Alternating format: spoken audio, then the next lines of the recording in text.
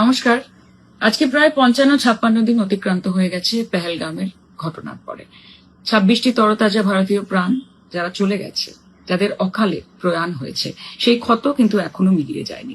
আমাদের সর্বভারতীয় সাধারণ সম্পাদক এবং মাননীয় সাংসদ শ্রী অভিষেক ব্যানার্জি কয়েকটি অত্যন্ত গুরুত্বপূর্ণ এবং পার্টিনেন্ট কোয়েশ্চেন উত্থাপন করেছেন, and we seek accountability from the Home Minister and the Prime Minister of this country.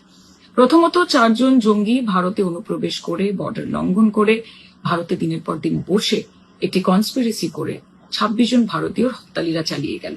আমরা কিছু জানতে পারলাম না, কারোর কাছে কোনো খবর নেই না। আমাদেরকে মেনে নিতে হবে যে এটা একটা বিশাল ইন্টেলিজেন্স ফেলিয়ার এবং সিকিউরিটি ল্যাপস।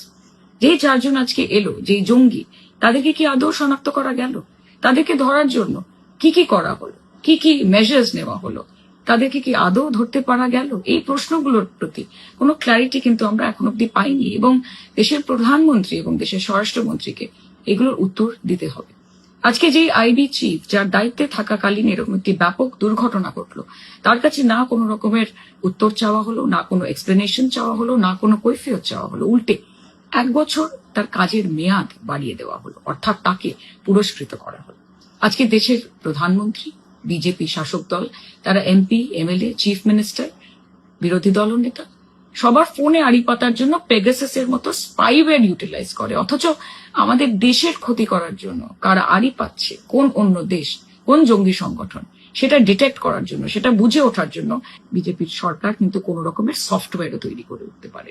এটাও আমাদের কাছে অত্যন্ত লজ্জার।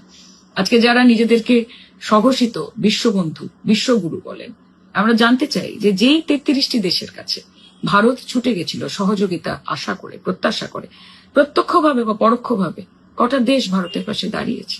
শুধু মুখে বললে হয় না, কাজে প্রমাণিত করতে হয়। উল্টো দিকে আমরা দেখলাম এরকম নিকৃষ্ট মানের ঘটনা ঘটানোর পরেও পাকিস্তান কিন্তু ওয়ার্ল্ড ব্যাংক এবং IMF এর কাছ থেকে 1 বিলিয়ন এবং 40 বিলিয়ন লোন স্যাংশন পেল। কি হিসেবে? আর্থিক সহায়তা, ফিনান্সিয়াল অ্যাসিস্ট্যান্স এবং দীর্ঘ মেয়াদী বিনিয়োগ, লং টার্ম ইনভেস্টমেন্ট হিসেবে। কাজে প্রশ্ন আমাদের মনে অনেক, কিন্তু উত্তর দিতে বিজেপির সরকার ব্যর্থ।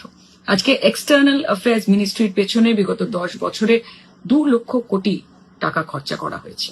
এই টাকা আপনার আমার সাধারণ মানুষের ট্যাক্সের টাকা, অর্থাৎ ভারতের জনগণ, তারা দেশের অগ্রগতির জন্য সর্বস্বতা দিচ্ছে।